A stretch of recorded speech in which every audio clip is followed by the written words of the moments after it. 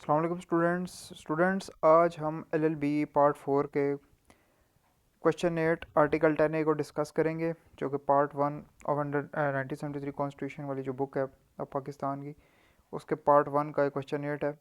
इससे पहले मैं आर्टिकल 10 पे नोट्स प्रोवाइड कर चुका हूँ, वीडियो बनी हुई है, तो वो ज़रूर वो भी चेक कर लीजिएगा।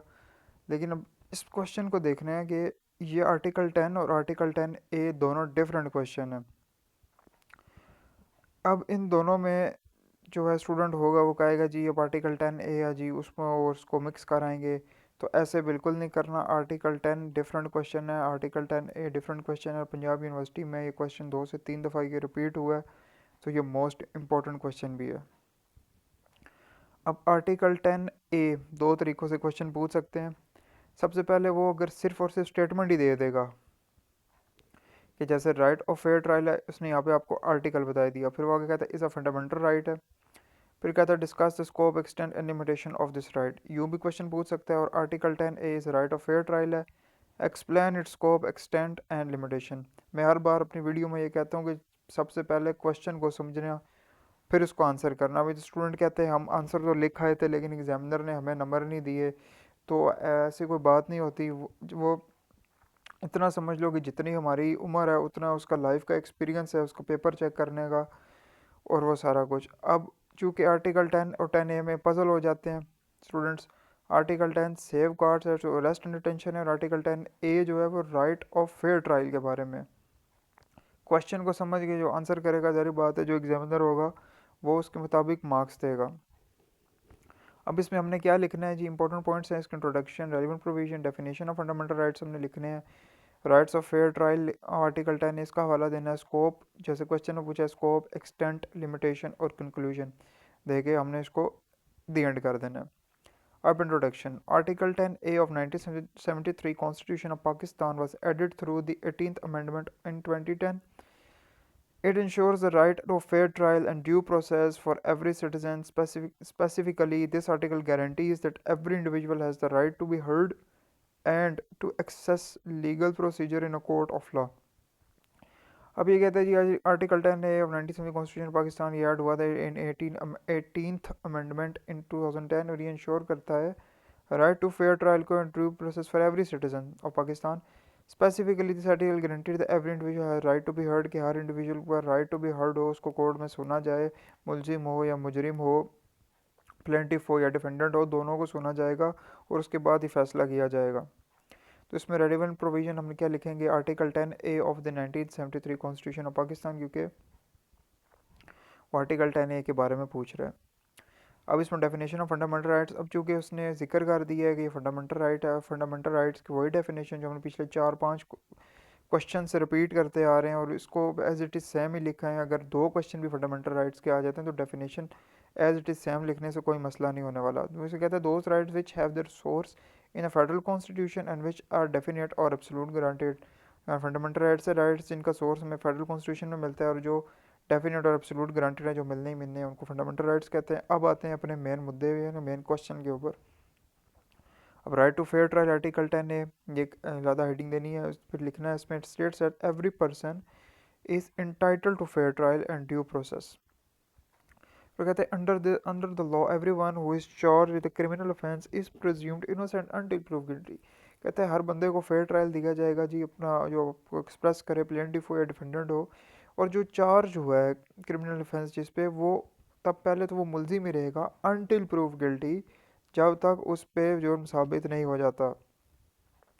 अब स्कोप ऑफ आर्टिकल 10A, इसमें हम तीन चीज़ें हम इसमें डिफ़ाइन करेंगे थोड़ी थोड़ी। Right to fair trial, due process of law, air in judicial review. अब राइट टू फेयर ट्रायल क्या है जी, this ensures that any legal proceedings whether civil or criminal must be conduct in a fair, transparent and just manner. कि कोई भी matter है, civil है या क्रिमिनल है, उसमें राइट टू फेयर ट्रायल है। This right applies to all individuals regardless of their background, social standard और नेचर ऑफ द केस। कोई नेचर ऑफ द केस को भी नहीं देखा जाएगा, उस बंदे का बैकग्राउंड भी नहीं चेक किया जाएगा, ये हर बंदे पे अप्लाई किया जाएगा, चाहे किसी भी नेचर का केस हो और किसी भी बैकग्राउंड का वो बंदा हो। ये fundamental right applies to all individual होगा। अब दूसरा due process of law, the provision guarantees that no one shall be deprived or dispossessed of their rights except through due process. अभी यहाँ पे मैंने उर्दू में भी लिख दिया ताकि ये थोड़ा पजलिंग है कि ये हुक्म ये ज़मानत देता है कि किसी को भी अपने हकूक़ से महरूम नहीं किया जाएगा सिवाय मुनासिब कानूनी अमल के ज़रिए। This means any action taken by the state such as arrest on detention must be in compliance with the law. ठीक है जी। आगे आता है इन जुडिशल रिव्यू। अब जुडिशल रिव्यू में courts have the authority to examine whether the fair trial principles are upheld यानी support और maintain on given cases. This means the court can review laws, regulations, or action taken by the authority to ensure they do not violate the rights guaranteed under Article 10 है कि courts को भी जो है वो ये इस चीज़ को इंश्योर करें कि ये आर्टिकल 10 है जो है ये कि इनसे कोई वायलेशन ऑफ द राइट ना हो जाए। तो वो आर्टिकल 10A पे जो है प्रॉपर हाजिर नाजिर आके फैसला करेंगे। सॉरी। अब एक्सटेंट ऑफ आर्टिकल 10 है। अब एक जो क्वेश्चन की एक और चीज़ पूछी कि एक्सटेंट ऑफ आर्टिकल 10 है, इसमें हम ये 4-5 पॉइंट्स हम इसमें छोटे छोटे डिफाइन करेंगे। वो कहता है it applies to both civil and criminal matter and every individual facing legal proceeding is entitled to fair trial. बार बार वही पढ़ रहे हैं। This extends to ensure the legal process followed in criminal civil cases is just reasonable and non arbitrary यानी fair और justifiable हो। Non arbitrary के कि वो जो जैसे अदालत में कभी बंदे कहते हैं ये हमारी सुनी जाए, तो अदालत जो है वो पेपर वर्क देखती है, वो हवाई फायरिंग को नहीं सुनती।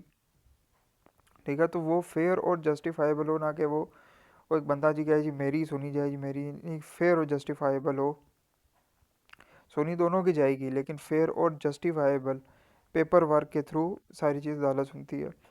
It in controls judicial reforms aim to making justice system more effective and fair. उसके बाद कहता है the provision protects individual against arbitrary arrest detention punishment और ये right applies to everyone within the Pakistan होगा। ठीक है जी। फिर कहते हैं लिमिटेशंस। अब जैसे कि इसमें गारंटी है राइट ऑफ फेयर ट्रायल भी, इस पर बहुत सारी लिमिटेशंस भी हैं। लिमिटेशंस हम 4 तरह की हम डिस्कस करेंगे। Judicial delays and backlog of the cases, limited resources, emergency situations, martial law और special tribunal and military courts.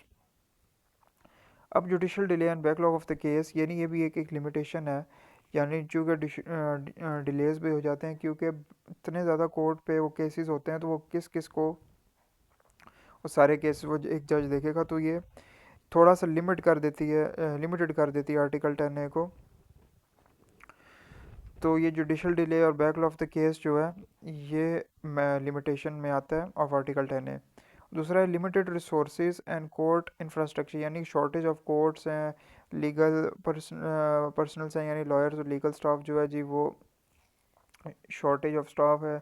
और रिसोर्सेज हैं यानी delays the effective enforcement of fair trial, ये इसको थोड़ा इफेक्टिव कर देते हैं इन्फोर्समेंट ऑफ फेयर ट्रायल। कौन सम रीजन यानी people faces challenges in court due to the long distance, lack of facilities and other logistical यानी रिसोर्सेज मैनेजमेंट प्रॉब्लम्स की वजह से भी ये थोड़ा सा लिमिटेड हो जाता है आर्टिकल 10A। एमरजेंसी सिचुएशंस में भी थोड़ा लिमिटेड हो जाता है। ठीक है, however can sometimes affect the ability to ensure a fair trial. कि इमरजेंसी सिचुएशन जैसे मार्शल लॉ के मुल्क में कोई इमरजेंसी हो जाए तब भी ये लिमिटेड हो जाता है जी राइट ऑफ फेयर ट्रायल। और स्पेशल ट्रिब्यूनल कोर्ट्स यानी ऐसी कोर्ट्स या मिलिट्री कोर्ट्स या टेररिज्म कोर्ट्स होती हैं, तो वो ऑफर नहीं करती the same level of due process guarantees and civilian courts which could limit the effect of article 10A। यानी अगर कोई टेररिस्ट कोई होल्ड कर लिया मिलिट्री या जो भी है, तो चूँकि उसने बहुत सारे रूल्स एंड रेगुलेशंस वायलेट किए हुए हैं, तो उसको तो नहीं कहा जाएगा जी अब तो राइट ऑफ फेयर ट्रायल का लगा, इस पर सब कुछ अगर साबित भी हो गया, तो ये टेररिज्म कोर्ट्स और मिलिट्री कोर्ट्स में जो है जी ये may not offer the same level of due process हो। अब conclusion. To conclude, the Article 10A is 1970 Constitution of Pakistan underscores and highlights the fundamental rights of fair trial. ये highlights करता है fundamental of fair trial को ensures both civil and criminal matters and resolves in a manner that respect individual rights and safeguard the unreasonable decision. However, there is a many certain limitations of Article 10A। यानी ये कहता है यहाँ पे Article 10A बहुत सारे fundamental rights provide करता है सिविल और क्रिमिनल मैटर्स पे, वहाँ पे इस पे बहुत चंद लिमिटेशंस भी हैं। तो ये तो थी आज की वीडियो।